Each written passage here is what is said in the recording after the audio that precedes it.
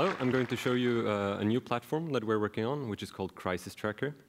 This is a new system for tracking social media during really big events and for enabling curation of this in real time by lots of volunteers at the same time. So we're focusing on the really big disasters, the mass disasters and civil wars and things that are generally too big for crowd curation. So these events are very interesting, and Twitter as a source is very interesting because we can get up to hundreds of thousands of reports every hour. And people tend to post what they see. But the information is very difficult for computers to understand generally. It's very short, and the rate of information is very difficult for humans to cope with.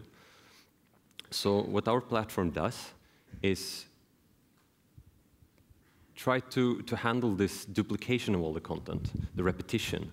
And the repetition takes place either because people observe the same events like you do here, or through a process called retweeting. So yeah, what we want to do is get rid of this duplication, find the novel information pieces in the stream, to reduce the rate of incoming information and enable disaster volunteers to start curating this content.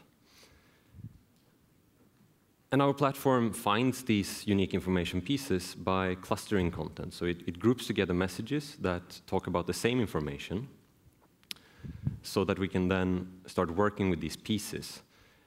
And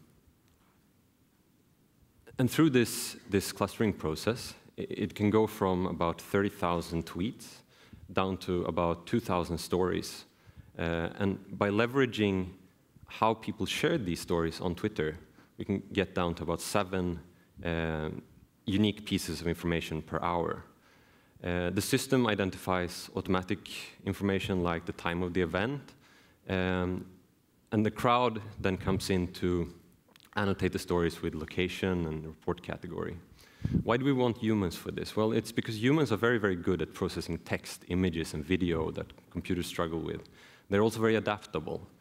They can change their behavior during new events that were unexpected, which is typically the definition of a crisis. For instance, languages. If we have to process reports in a new language, then we can get people who understand that language rather than develop new algorithms very quickly. This is a screenshot of the system. It's up and running. It's a deployment for the Syrian civil war. You can filter reports by locations, by report category. You get matching stories that refer to your filters. Once you click down to a single story, you get things like the first report in the story, who shared that, different alternative versions of the story, links to images, videos, locations of this event, and so on.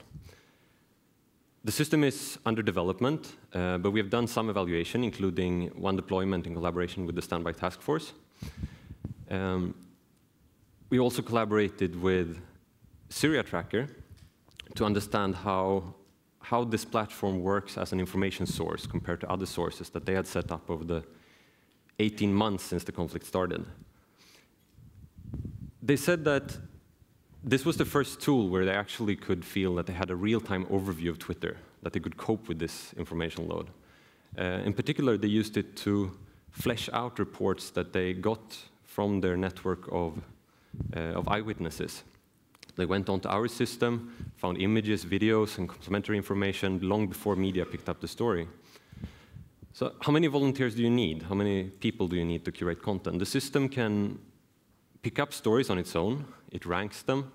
And then it depends on how big the event is. For the Syrian civil war that we tracked, a handful of people was enough to cope with the top stories, and 40 to 60 people somewhere there, you can get a very, very detailed log of everything that has happened below city level. This is an example of what the system picked up. It's last year, actually, not this year.